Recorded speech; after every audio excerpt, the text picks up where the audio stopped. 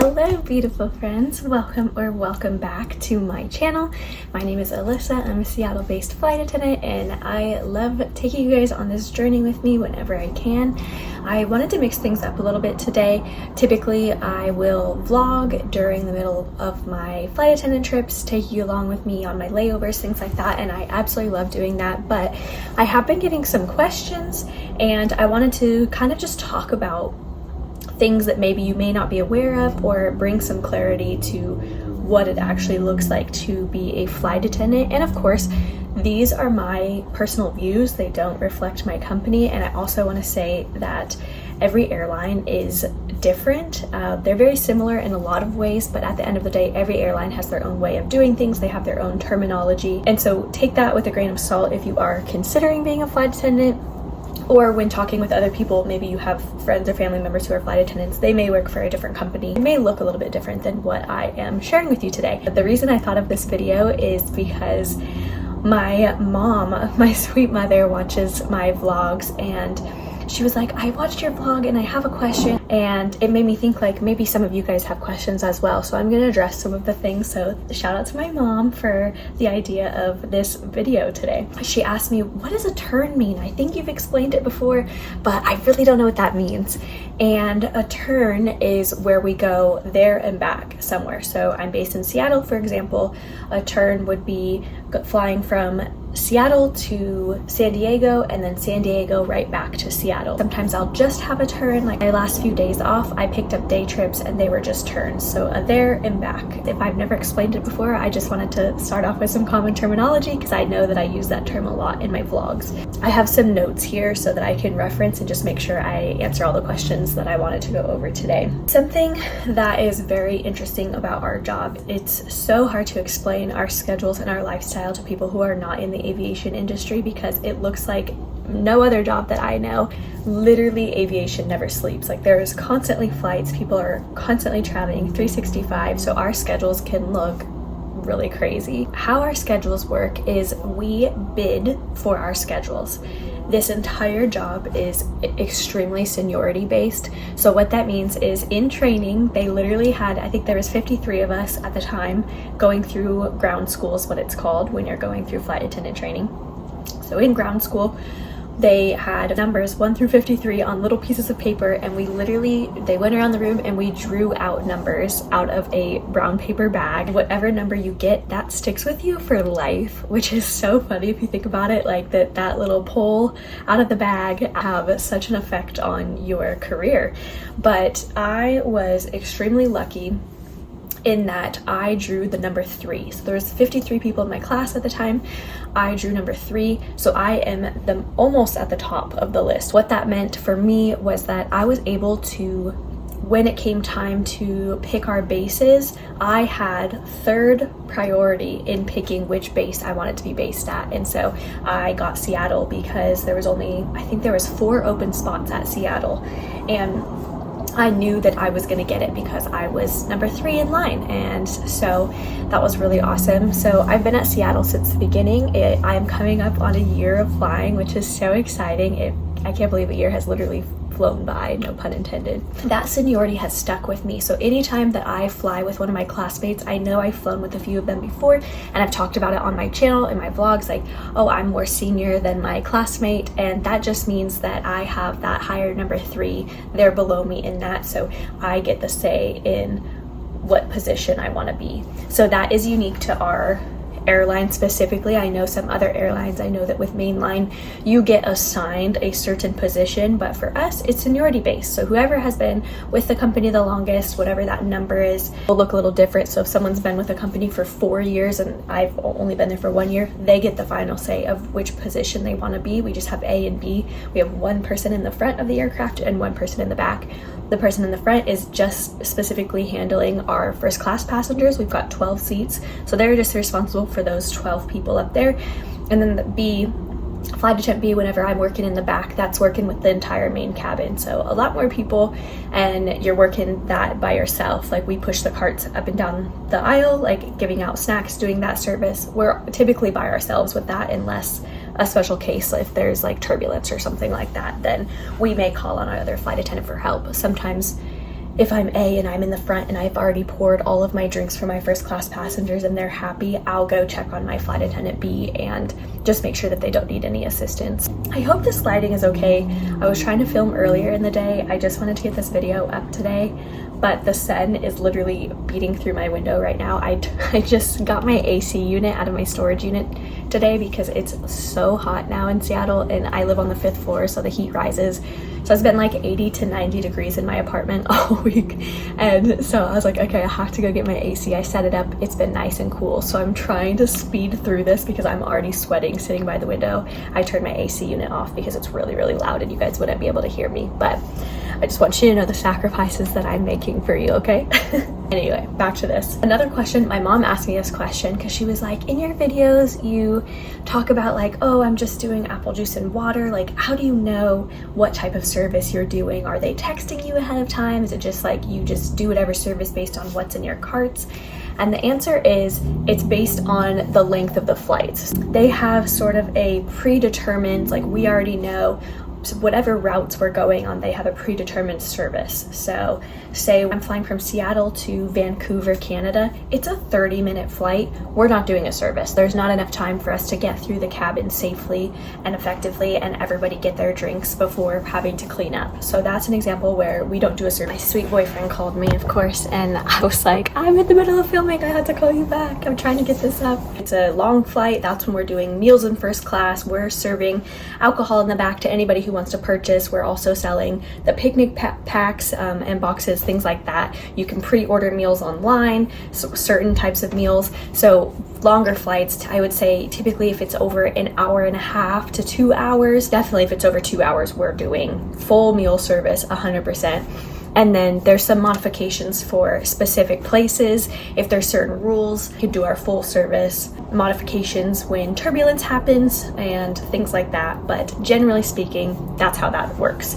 So I thought that was a great question. I'm like, oh, I never even thought about that, because I talk about that all the time. Like, oh, I'm just doing water and apple juice, or I'm doing a full service in the back, or full service in the front, or meals in the front. I don't know if I've ever shared meals with you guys. I don't think I've ever vlogged what doing a meal service looks like. I picked up a 4-day trip. I'm planning on vlogging it, and if for some reason I'm able to work in the front, I know that I have some longer flights where I should be doing meals. So I'll try to share some clips of that just so that you know what I'm talking about. We'll kind of play that by ear. I'll try to see what I can do for that upcoming vlog just so you can see in real, just so you can see in real time what that looks like. So going back to seniority, we bid for our schedules. What that means is we are bidding for the following month.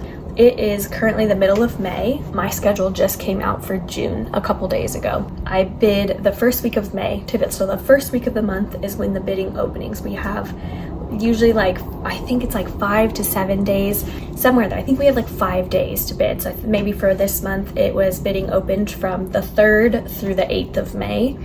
And it closes on the 8th. So during that time, I get to go into our bidding system and I can bid for reserve and I can bid for a line. So I have been on reserve my entire time at Seattle because Seattle is a big base and there's a lot of way more senior people than me there. So y'all know that I've been flying reserve. That's why I get thrown around all the time on random different trips, go to different places, meeting different crews in the middle of my flight day. Like, you just have to be prepared for everything as a reserve flight attendant. Reserve basically just means you're on call. I am PM reserves. On the days that I am scheduled, I am on call from 10 a.m. till 11:59 p.m., which is a long day. Typically, they will schedule me the day before. Sometimes I will be sitting at home the day that I'm on reserve and they won't call me until 5 or 6 in the evening and tell me, hey, we need you at the airport for a flight at 10 p.m. tonight. And I say, okay, I'll be there. I'll see you there. You don't get to say, no, I don't really want to do that. Can you send me somewhere else? That's not how that works at all.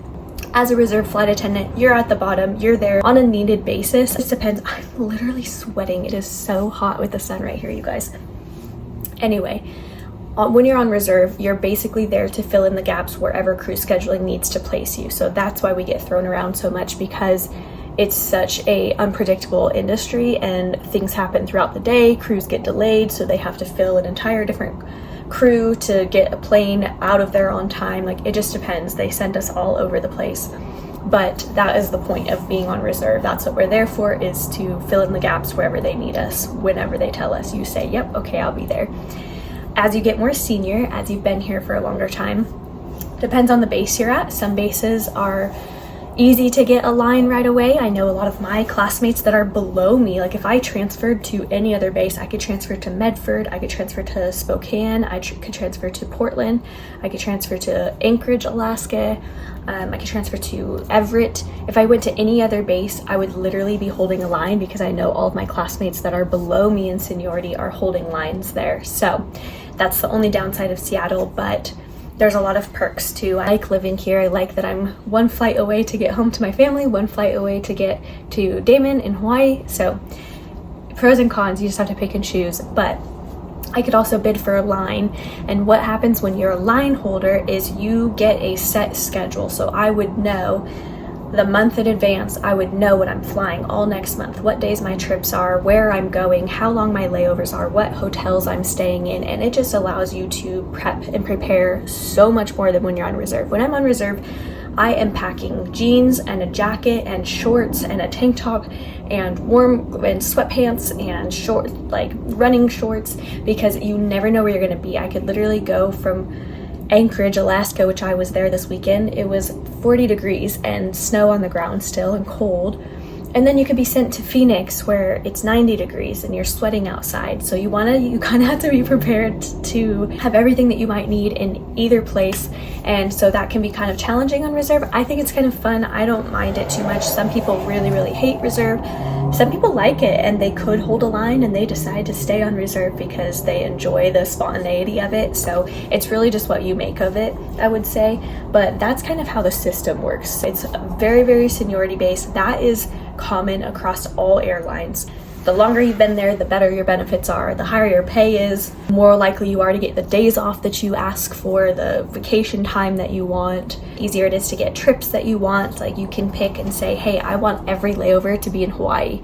And if you've been here for 20 years, you're probably going to get that. If you've been here for 2 years, probably not. You might want to wait. You could try and you might get lucky occasionally, but it's a lot harder to get the things that you want off, basically. So there's a lot of benefits to being more senior. Everybody starts at the bottom, and that's why I don't complain. I'm like, everybody started where I am. Everybody started on reserve.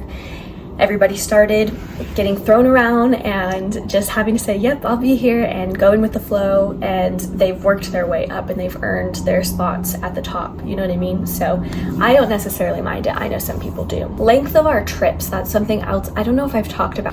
I may have a reserve block that is 5 or 6 days at a time. So that's me being on call for 5 or 6 days out of the week, possibly.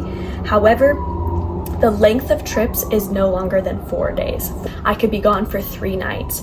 As a reserve, that doesn't apply to me as much because they can throw me around onto different trips. So I might be on a 3-day with one crew. Say I'm on reserve for a 5-day block, and crew scheduling gives me a trip that is 3 days with one crew.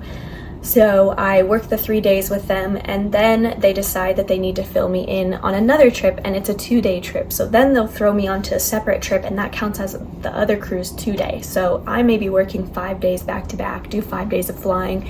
I might be away for 5 days, but it was a 3-day trip and a 2-day trip. So that kind of can get tricky, but as a line holder, you wouldn't be gone for more than 4 days at a time. So 3 nights, 4 days away from your home. Do a day trip, which is turns, like I talked about earlier in the video, 2-day, 3-day, or 4-day. So they build all of those, and you can bid once you're senior and say, maybe you only like being gone for 1 night at a time. So maybe you're gonna bid for all 2-day trips, and that gets you enough time to get away from home, and then you get to come back and be with your family. If you have a family or a spouse, people at home that are counting on you, and you need to be home more often than not, you may not want to be doing 4-day trips. It really just depends. The beautiful thing about this job is that there is something that works for everyone. Everybody is so unique. It's so different. Everybody's able to build their own schedule, something that is flexible and works for them. Some people will bid 2 weeks in a row. They want to do all their flying for the first 2 weeks of the month, and then they're gonna have the rest of the month off so that they can be home. Maybe they commute. I know I have a friend who lives in Texas. She commutes from Texas.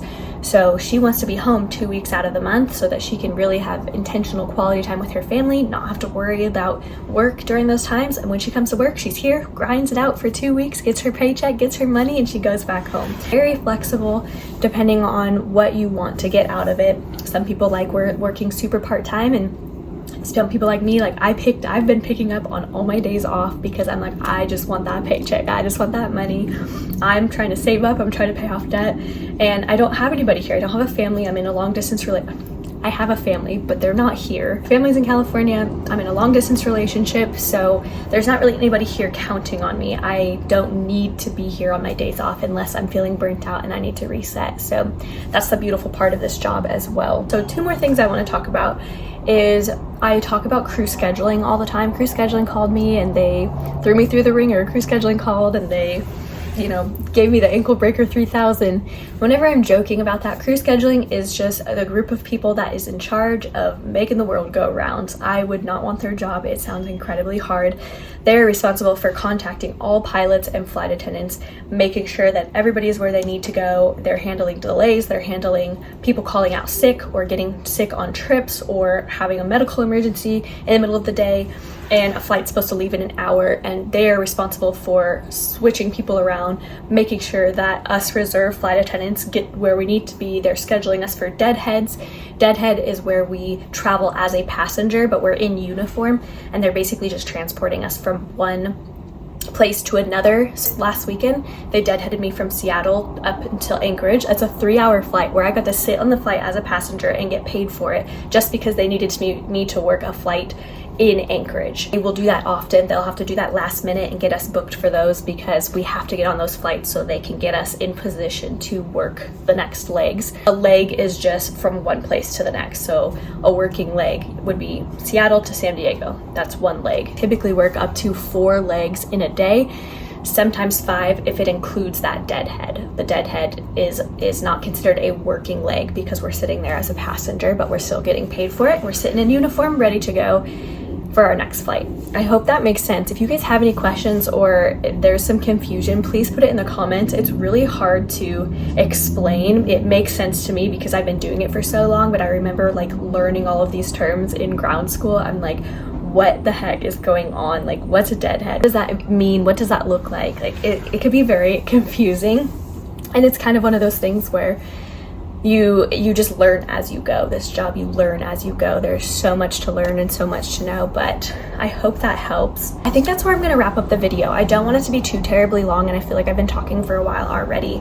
Also, I'm sweating. I need to turn my AC unit back on, but I think that's gonna wrap it up for now. I'll definitely do a part 2 to this in the future. I'm sure more questions will come up, but there's more things after I watch this back. I wanna be like, dang it, I wanted to share this, or I wanted to share this, and I would love for you guys to leave your questions down below. Any comments that you have, anything that was confusing, please let me know because I would love to clarify. I absolutely love this job. I think it's so amazing and it's so fun to talk about and to share with you guys. So thank you so much for watching. I so appreciate your time and for you being here, and I love growing this little community with you guys.